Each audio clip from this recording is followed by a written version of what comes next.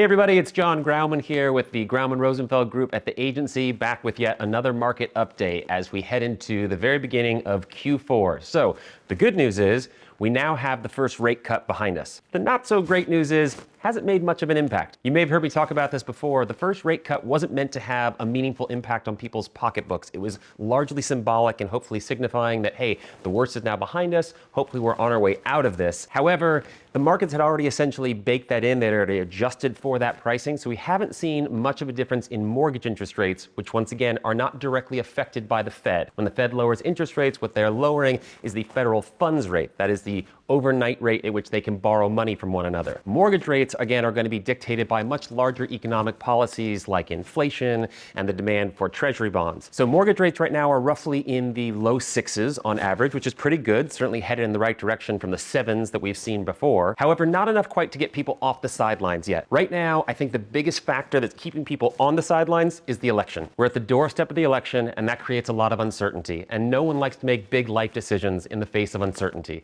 So once we're on the other side of the election and the dust settles, that's when I think we're going to see people start to re-engage more. But it's going to take effort on both sides. In LA right now, we actually have an inverse of the imbalance that we're used to. We actually have more inventory than there is demand for it right now. So there's good opportunities if you're a realistic seller.